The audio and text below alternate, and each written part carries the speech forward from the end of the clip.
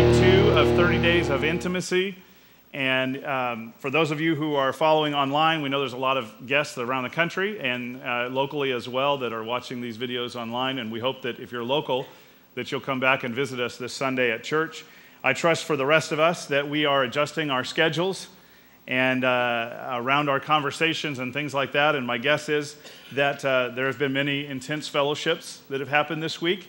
We'll talk more about that in a little while. Fights, arguments, discussions, deep conversations, no doubt for the people that are participating in this.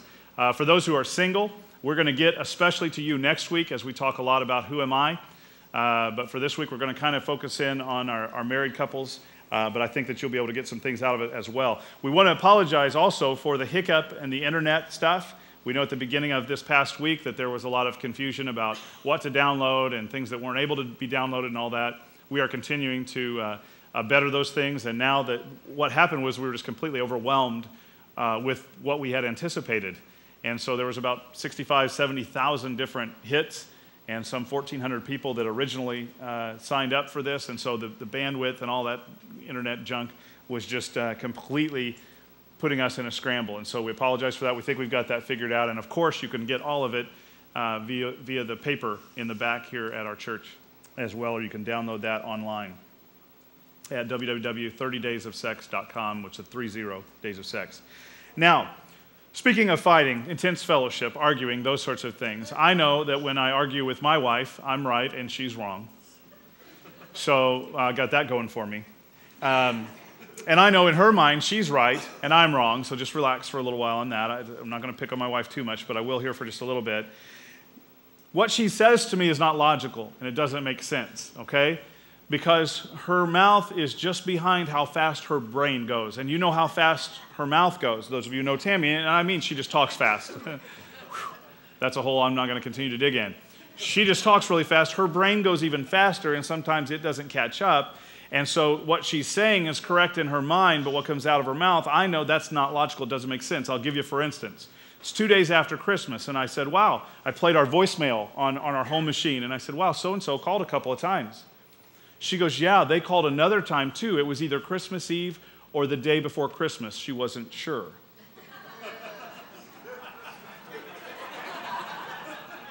No, Tammy, that couldn't have.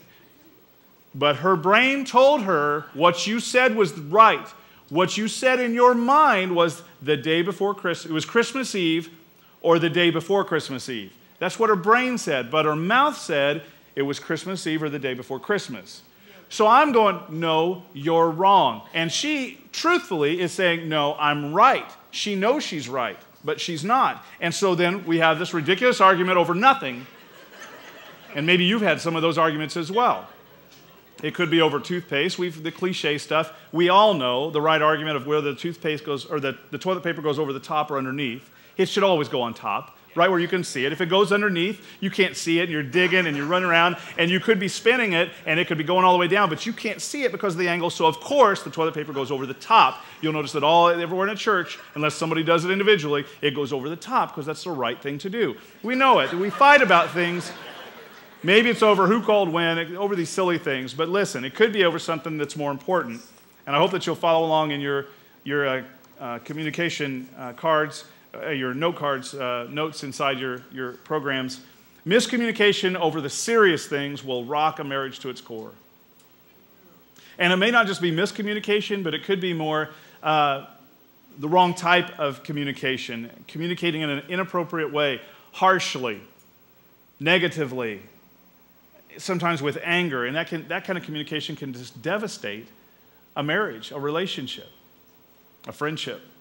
When a man gets controlling and demanding and harsh with his family, he may be communicating all right, but it won't be effective and it won't be God-honoring. And when a woman a wife begins to take over as the leader of her home and she begins to nag or she begins to manipulate to get what she wants, she may get what she wants, but it won't be effective and it won't be God-honoring. So in your notes, how are we to communicate in a God-honoring way?